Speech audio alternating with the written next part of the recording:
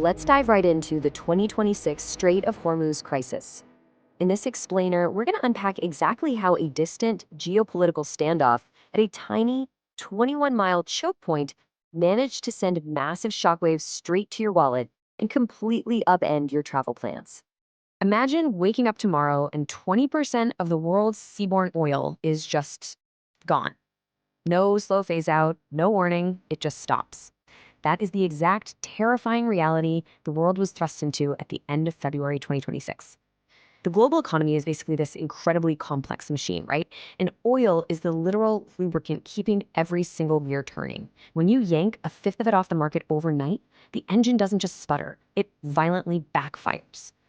It really makes you realize just how intensely interconnected our world is. I mean, how does a localized standoff in one specific tiny body of water manage to paralyze industries that seem entirely disconnected from Middle Eastern maritime routes? To figure out the how, we first have to talk about geography. Because to understand this massive global ripple effect, we have to look at the pebble that started it. The Strait of Hormuz is pretty much the ultimate maritime choke point. At its narrowest point, it is only 21 miles wide. That's literally the distance of a standard marathon. Yet through this incredibly tight corridor flows the absolute lifeblood of the modern industrial world. We've known about this geographic vulnerability for decades, but in 2026, it was fully put to the test. And the stakes here go way, way beyond just crude oil. Before the conflict broke out, this single seaway handled massive chunks of our global markets. We're talking 20% of seaborne oil and liquefied natural gas. But crucially, and a lot of people miss this, up to 30% of internationally traded fertilizers. You close that strait, and you aren't just triggering an energy crisis. You are triggering an energy and agricultural crisis simultaneously. Now, you might think this is mainly a Middle Eastern or maybe a Western problem. Actually, scratch that. Over 84% of the crude oil and condensate shipments passing through the strait are destined straight for Asian markets. A huge majority of this oil fuels major economies like China and India. It's a critical global lifeline. If those economies slow down because of an energy crunch, worldwide manufacturing slows down right alongside them. It creates this wild domino effect that hits literally every port and retail store on the planet. So how did we get to a full shutdown? Fast. The escalation was incredibly rapid. In late February 2026, coordinated US and Israeli airstrikes targeted Iranian military facilities and leadership. And the retaliation was basically immediate. By March, the Iranian Revolutionary Guard, or the IRGC, began actively forbidding commercial passage and actually laying naval mines. Fast forward to mid-April, and the US Navy steps in with its own blockade of Iranian ports, intercepting ships that had paid tolls to Iran. In just a matter of weeks, the world was staring down a rigid, intractable dual blockade. And the IRGC didn't just politely ask ships to stop. They physically and technologically locked the strait down. First, you had the physical, kinetic attacks.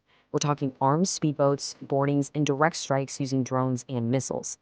Then came the hidden threats, with naval sea mines planted right in the major transit corridors. And if that wasn't enough, they unleashed technological warfare, satellite spoofing, and GPS jamming. They made it virtually impossible and just incredibly dangerous for modern commercial vessels to even attempt navigating those waters. The immediate results? A maritime traffic jam unlike anything we've ever seen. This sudden halt trapped roughly 2,000 ships almost overnight. Think about that. That is a staggering 20,000 mariners essentially stuck at sea or at anchor. They couldn't leave the region safely because the insurance risks were just astronomical, and the physical danger was way too real. And the economic whiplash? Record-breaking. Oil prices spiked faster than during any other conflict in recent history. We went from Brent crude sitting pretty comfortably under $100 a barrel before the conflict to a sudden massive peak of $126 a barrel in March. That's the largest monthly increase in the history of the global oil market. And since fuel dictates the cost of shipping literally everything else, this spike acted as an instant inflation accelerator for goods all over the world. But here's where things get really wild. It wasn't just oil that took a hit. The shockwave slammed into completely unexpected industries. European natural gas prices nearly doubled, surging to 60 euros per megawatt hour. The Gulf produces a ton of raw aluminum, so those production costs skyrocketed. And get this bizarre cascading failure. The disruption of natural gas from Qatar severely impacted 1/3 of global helium production. Distributors literally had to start rationing helium deliveries. Plus, urea and ammonia fertilizers saw a massive 50% price spike. And that fertilizer spike? That is exactly why this matters directly to you. Those disruptions could drastically increase the cost of your groceries over the next year. See, unlike oil, the fertilizer sector doesn't really have coordinated international strategic reserves. And because this crisis hit right during the spring planting season in the Northern Hemisphere, it threatened the yields of major crops like US corn, which, by the way, is the main feed for beef, poultry, and dairy. So yeah, a geopolitical standoff in a 21-mile strait is absolutely going to show up on your supermarket receipt well into 2027.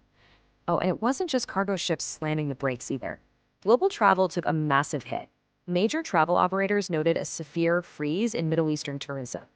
As it turns out, the perception of risk is often just as damaging to the tourism industry as actual physical danger. Even for countries in the region that were entirely safe and operational, international travelers just started canceling or postponing their trips out of an abundance of caution. The whole travel industry faced this rapid, crazy, cascading failure. First off, governments worldwide quickly issued updated travel advisories, instantly tanking traveler sentiment. Second, airlines had to physically reroute commercial flights to dodge the airspace entirely, which seriously bumped up flight times and operational costs. And third, this might be the most surreal outcome of all, 15,000 leisure passengers found themselves literally stranded on 6 luxury cruise ships. They had to just halt their itineraries in the Persian Gulf and wait for a safe window to exit a conflict zone. Meanwhile, the international community's response was, well, deeply fractured. The geopolitical chessboard quickly devolved into a global stalemate. You had the United States issuing ultimatums and using a naval blockade of Iranian ports to try and force the strait open. The European Union, on the other hand, largely opted for purely defensive maritime escort missions for their merchant ships, really wanting to avoid any direct escalation. And then you had Russia and China using their veto power in the UN Security Council against resolutions regarding the strait, citing fears that it could justify even more military action. There was a brief glimmer of hope in mid-April, but it immediately collapsed back into a rigid standoff. For a hot second on April 17th, a ceasefire was announced, the strait was declared open to commercial shipping, and oil prices even temporarily dropped. But literally within 24 hours, the agreement fractured over disputes about the ongoing US naval blockade, and Iran just reimposed its restrictions. It's a perfect, albeit frustrating example of how fragile any resolution is when the fundamental geopolitical disputes are still sitting right there unsolved.